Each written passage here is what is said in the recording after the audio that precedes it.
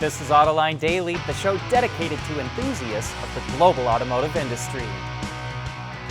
Last year, the California Air Resources Board made a deal with Ford, Volkswagen, BMW, and Honda to boost the average fuel economy of their fleets to 50 mpg by 2026. That deal angered the Trump administration, and the Justice Department even opened an antitrust investigation. But that went nowhere. So California and the automakers are moving forward with their agreement, which was finalized yesterday. 13 other states follow California's standards, and they support the deal.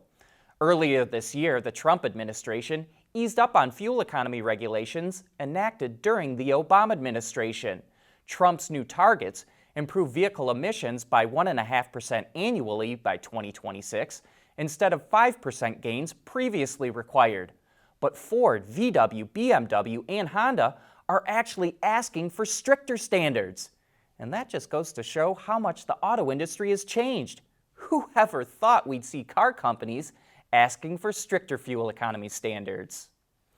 Ever since Nikola announced it was doing a reverse merger that got it listed on the NASDAQ stock exchange, other startups such as Lordstown Motors and Fisker rushed in to do the same thing. Now Canoo is jumping on the bandwagon. Canoo developed a 7-passenger EV on a skateboard platform and has a deal with Magna to assemble its vehicles. Fisker is also in talks with Magna for final assembly. Canoo is also working with Hyundai to develop other EV models, and Reuters reports that Canoo should be valued at $2.4 billion once it gets listed. Yesterday, we gave you our driving impressions of the Polestar 2 EV. Now let's get into some of the details of how Polestar is launching its lineup. It started with the Polestar 1, which is based on a modified version of the company's dedicated EV platform, even though this $155,000 two-door is a plug-in hybrid.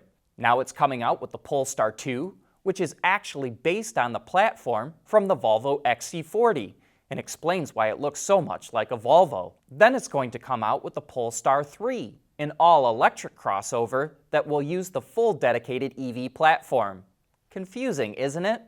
And we think this shows how Volvo and its parent company Geely changed their minds as they developed the Polestar brand. What started out as the performance trim line for Volvo evolved into the EV brand for Volvo, which then evolved into its own standalone company. Don't worry, there will not be a test to see if you remember any of this.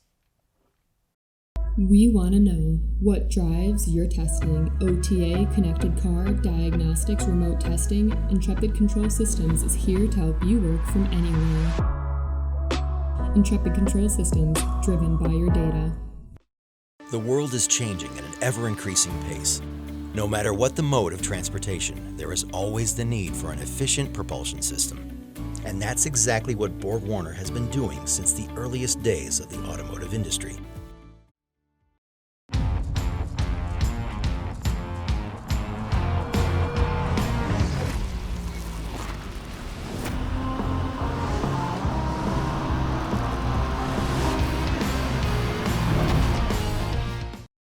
General Motors is considering spinning off its EV operations with an eye on generating a stock market bonanza. Yesterday, mere speculation by Deutsche Bank that there could be a spin-off sent GM shares soaring higher than they've been in months. The stock market loves this talk of a spin-off. But here's our Autoline insight on why GM may be considering it. General Motors is out of EV credits in the U.S. market.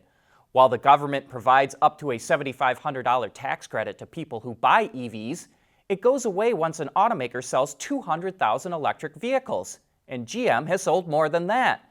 But if GM spun off its EV operations as a standalone company, it would qualify for the credit again. And with GM launching a lineup of EVs in the next couple of years, they'd sell a whole lot better if customers knew they could knock $7,500 off the price. Those incentives would be worth $1.5 billion in total. So if GM does not do a spin-off, it would be leaving a lot of money on the table. We've got some future model intel thanks to Auto Forecast Solutions. It reports that Tesla will start making the Cybertruck at its Terra Factory 1 in Austin, Texas in May of 2022. Meanwhile, Nissan is finally going to start making the next generation Frontier pickup at its plant in Canton, Mississippi. That Frontier has got to be one of the oldest models in the market. And it looks like Chevrolet is going to have an all-new Equinox in the market at the same time it keeps the old one in production. The Equinox is made in 3 separate assembly plants. 2 are in Mexico, Ramos Arizpe, and San Luis Potosi. They start making the new one in May and November of 2024. It's also made in Ingersoll, Ontario in Canada, and the new one doesn't start rolling down the line there until February of 2025. When China told foreign automakers to create new brands developed exclusively in China by Chinese, General Motors launched the Baojun brand. It specializes in low-cost cars, positioned below Chevrolet, and it just introduced 2 new models, the RC5 Sedan and RC5W Wagon. Both are offered with a 1.5-liter naturally aspirated engine or a 1.5-liter turbo. They're equipped with cameras and radars, which helps provide 17 advanced driver assistance functions. Other available features include wireless phone charging, seats with memory function, and an intelligent air purification system. The Wagon version also features reclining seats in the rear and extra headroom. Pricing for the sedan starts at about $8,600, while the Wagon has a starting price about $10,500. Autoline Daily is brought to you by Bridgestone Tires, your journey, our passion. Intrepid Control Systems, over-the-air engineering, boost your game. And by Borg Warner, propulsion solutions that support a clean, energy-efficient world.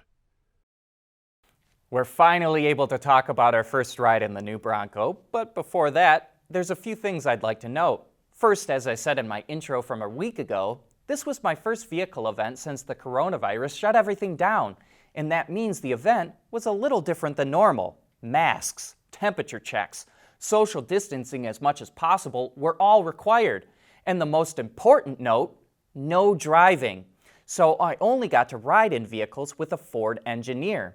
Second, I'm not an off-roader, so I'm going to focus on the things I thought were important, and I'm going to rely on you out there in viewerland to provide comments and tell me what I might have missed. That said, I first rode in the Bronco Sport.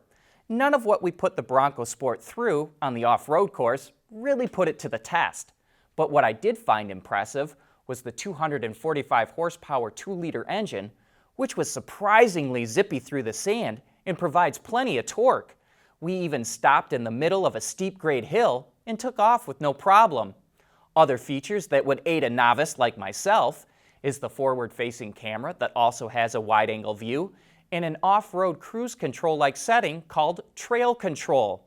The Ford engineer said these features would also help a more experienced off-roader by allowing them to concentrate on other things. Now let's focus on the big Bronco. We put this vehicle to the test a little bit more, going over elements that really tested chassis flex, steeper grade hills, and going through deeper sections of water. It had the manual transmission and really seemed to take advantage of the great gearing, which goes as high as 94.75 to 1.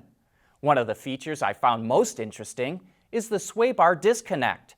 It's a hydraulic system in the Bronco, which allows you to disconnect the sway bar at any time, even if the suspension is under load.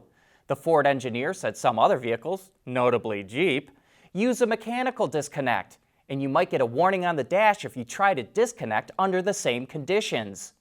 What I really noted from the Bronco and Bronco Sport rides was that the Bronco Sport seems more like a precision tool used to carve up an off-road course, which is why I think the 1-inch suspension lift and bigger off-road tires will be such a popular modification.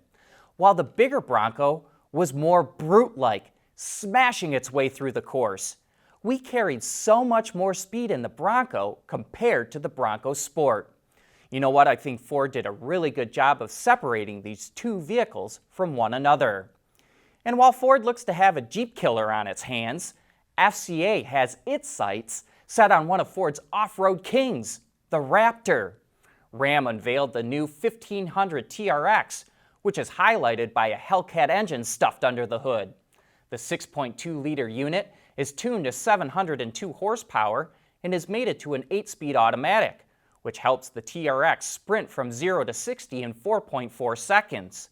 It looks a lot meaner than other Rams, which is thanks to aggressive features like a giant functional hood scoop and a body that's 8 inches wider compared to the rest of the lineup.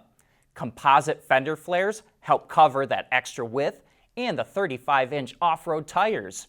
Ram also beefed up the frame, developed an all-new independent front suspension system, as well as a new 5-link rear suspension setup, and added a whole host of off-road goodies we just don't have the time to go through.